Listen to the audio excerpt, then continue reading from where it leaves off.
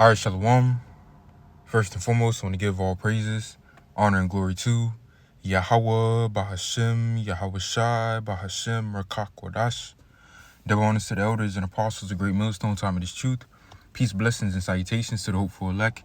Shalom, and Lord willing, this lesson is edifying. Now, this lesson is going into is the way the Lord has this word come out is a snare unto the 2/3 of our people, is a trap unto the 2/3 of our people. You know, the way the Lord has this word come out, you know, the men he uses, you know, how this truth is presented is a snare unto our people. Now, this is Psalms chapter 69, verse 22. It says, let their table become a snare before them. And see, a table, all right, what is a table used for? Eating, all right? And see, this wisdom, knowledge, and understanding, we understand that this word, when you read in the scriptures, is likened unto nourishment, man. Honey, wine, water, bread, all right? And see, this wisdom, knowledge, and understanding that the Lord is having been brought out through his men, all right? This is supposed to be a spiritual feast that our people are supposed to be able to eat of, man. All right? The spiritual food, man. All right? As I believe that was Yahweh Shai. He spoke about how what? Man shall not live by bread alone, but by every word that proceeded out of the mouth of the Most High. All right? The book of Job, how Job spoke about, I believe that was Job, how he said how I esteem thy word, you know, greater than my necessary nourishment, my necessary food. All right? So it says, let their table become a snare before them, and that which should have been for their welfare, let it become a trap, because this word, this wisdom, knowledge, and understanding, all right, it's supposed to lead unto what? Unto salvation. All right? Okay, unto deliverance, man, unto the mercy of the Lord. Okay? But see, the way that the Lord has his word being presented, the way the Lord has this word being brought out, it's a snare unto the wicked, the 2/3 of our people, man. All right? It says, let their eyes be darkened, that they see not, and their loins continually to shake, man. All right, but now let me go from here to back up what I was going into. This is the book of Proverbs, chapter 9, verse 1. It says, wisdom had builded her house. She had hewn out her 7 pillars. She had killed her beast. She had mingled her wine. She had also furnished her table, man. All right. And as we read, let their table become a snare unto them. Okay. It says, she has sent forth her maidens. She crieth upon the highest places of the city. Who is simple, let him turn in hither. And as for him that wanted understanding, she said to him, come and eat of my bread and drink of the wine which I have mingled. Once again, showing you that this wisdom, knowledge, and understanding is likened unto spiritual food, wine, milk, honey, bread. All right. And our people that are in the world, that are in darkness, they lack the understanding. They lack that's why the scriptures say what? My people are destroyed for a lack of knowledge. All right. The scriptures say he who wandereth out of the way of understanding shall remain in the congregation of the dead. And our people are spiritually dead, being in the world without the true wisdom, knowledge, and understanding of the scriptures. All right. But see, the Lord has his men bringing out this wisdom, bringing out the truth, bringing out the understanding. All right. And it's supposed to be for the welfare of our people. But see, the way the Lord has his word being brought out is a snare. It's a trap unto the wicked, unto the 2/3 of our people, man. You see, this is only for the Lord's elect. All right. This is only for the Lord's elect, the remnant of Israel. OK, so it says, come, eat of my bread and drink of the wine which I have mingled. Forsake the foolish and live. Once again, this wisdom, knowledge, and understanding is supposed to lead unto salvation, everlasting life. All right. It says, and go in the way of understanding. He that reproveth a scorner getteth to him shame, and he that rebuketh a wicked man getteth himself a blot. And see the men of the Lord bringing out this wisdom, knowledge, and understanding. They're reprovers and rebukers to our people. All right. But as the scriptures say, they hated him that rebuketh in the gate. See, this, the way the Lord has his word being presented, it's a snare, it's a trap unto the wicked of our people. Even when it coming down to the men that the Lord used. All right. Because when we read this is the book of 1 Corinthians chapter 1, verse 25. It says, because the foolishness of the Most High is wiser than men, and the weakness of the Most High is stronger than men. For ye see your calling, brethren, how that not many wise men after the flesh, not many mighty, nor many noble are called. But the Most High had chosen the foolish things of the world to confound the wise. The Most High had chosen the weak things of the world to confound the things which are mighty. Even the way the Lord has this word being brought out is all a snare and a trap to the wicked of our people. All right. The Lord is using, men that in today's world would be seen as lowly. All right. The Lord is using basically the foolish of this world, the poor. All right. The meek. Okay. And see, when this word is being brought out, because this truth, that's why the scripture speak about the word of the Lord. Let me get that real quick.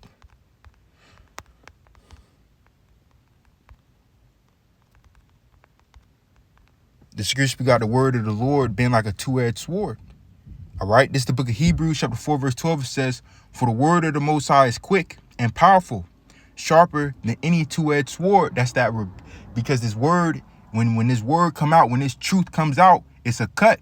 Once again, the rebuker, the reprover, Jake don't like that, the feeling of that rebuking, man. That's why the scripture say they hated them that rebuketh in the gate.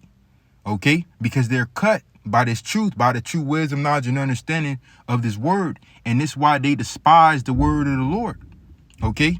It says, for the word of the Most High is quick and powerful and sharper than any two-edged sword, piercing even to the dividing asunder of soul and spirit and of the joints and the marrow, and is a discerner of thoughts and intents of the heart. It exposes people intents. All right. This word exposes the demons in people, man. All right. And see, once again, the way the Lord has his word presented, it's a trap. It's a snare unto the wicked and the 2/3 of our people, because you'll have these niggas, they'll hear the truth. All right. And deep down, they know it's the truth, but they won't hearken unto the truth because it's you that's saying it, man. All right. They won't hearken unto the truth because the person that's bringing out the truth isn't someone they esteem in this world, or it isn't someone that they deem important. All right. Because the Lord uses the lowly, the meek, the poor. All right. To bring out this truth. And it's a snare unto these people. All right. These people are full of pride. All right. Their intent is not to do what is right. Their intent is to do what they want. This wisdom, knowledge, and understanding, it really exposes the demons in people, man. All right. You have people that they hear this word. They know it's the truth, but because they're saying it, or because he's saying it, they don't want to listen to it, man. All right. Because these people are full of pride. Okay. Let me get this other verse. Ecclesiasticus. This is the book Ecclesiasticus chapter 13, verse 23. It says, when a rich man speaketh, every man holdeth his tongue, and look what he saith, and it says they extol it to the clouds, man. You see, when a rich man speak, it could be folly. It could be foolishness. But because this man is rich, he has some type of status, some wealth, he has some esteem in this world, people listen to him and extol his word to the cloud, even if it's folly, man. All right. But see, the Lord uses the lowly, the foolish of this world, man. All right. The weak, and to bring out this wisdom, knowledge, and understanding, man. And people know it's the truth, but because it's coming from them, it's coming from him. It's, they don't want to hearken unto this truth. They don't want to hearken unto the words of the Lord. Well, guess what? It's going to be to their own destruction, man. All right. It says, but if the poor man speak, they say, what fellow is this? And that's the point. All right. Because here it is. The men of the Lord, they're rebuking, they're reproving, they're bringing out this truth. And you have niggas, they know it's the truth, but in their mind, they're like, well, who are you? All right. But they don't understand this is going to be to their own destruction, man. You see, the true humble, the true meek. All right. Those with true humility, they understand that all things could be a teacher, man. All right. Children. All right. You could learn from children. You could learn from nature. You could learn from the animals. You could learn, All right. But see, these people, they're full of pride. They only want to, if it's not someone they esteem, if it's not some, they don't want to hear it. It says, but if the poor man speak, they say, what fellow is this? And if he stumble, they will help to overthrow him, man. All right. They will help to overthrow him, man. And this is why the way the Lord has this truth being brought out, it's a snare, it's a trap unto the wicked and the 2/3 of our people. See, this why I believe it was Peter and his brother, and the Lord told them to follow him, and he will make them fishers of men. All right, he will make them fishers of men, because the prophets, they're the ones that are fishing for the Lord's elect, because that's who this word is for. That's who salvation is for. When you read Matthew 24, the scriptures say, then shall they see the Son of Man coming in a cloud to heaven with power and great glory. Then shall he send his angels with a great sound of a trumpet to gather together his elect. That's who this wisdom, knowledge, and understanding is for. All right? To lead unto salvation, unto everlasting life. The elect, the remnant of Israel. But see, to the rest of our people, this word, this truth has become a snare and a trap unto them, man. All right? So going back to, as we read in that Psalms, it says, let their table become a snare before them, and that which should have been for their welfare, let it become a trap. And that's what this word has become to the wicked and the 2/3 of our people, man. All right? They can't receive it. They're blinded, man. That's why the scriptures speak about the God of this world, speaking of Esau, Edom, the so-called white man, had blinded the minds of them which believe not, lest the light of the glorious gospel of a Mashiach, all right, who is the image of the Most High, should shine unto them, man, roughly paraphrasing. They can't receive this light. They can't receive this truth. All right? The scriptures speak about how he that loveth evil. Let me get that, man. It's so many precepts, man.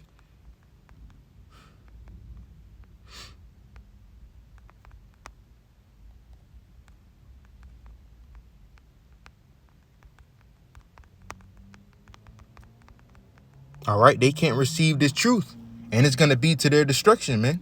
This is the book of John, chapter 3, verse 20. It says, for everyone that doeth evil hateth the light. And what's this word, man? This truth, the wisdom, knowledge, and understanding of the scriptures. Yahweh Shai. All right. It says for everyone, that's why the scriptures say what? Only the Lord's sheep hear his voice, man. All right. Only the Lord's sheep can hear his voice. All right. And they can hear his voice through anything, man. You know? All right. It says, for everyone that doeth evil hated the light, neither cometh to the light, lest their deeds should be reproved, should be corrected, should be rebuked, man. All right. Okay. That's why the scripture say they hated them that rebuketh in the gate. They don't want to hear this truth. They don't want to hear this word. They can't receive it from the men that the Lord is using.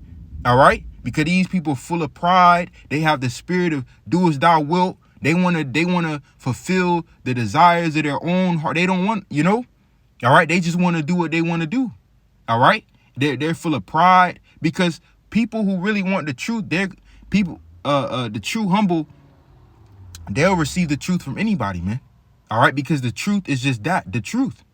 Okay. But see, these people, they don't, that's why the scriptures say, if a poor man speaketh, they say, who is this? All right. They not hearing the words that's coming from the man. They say, who are you? All right. This is why, once again, as we read, the Lord uses the weak.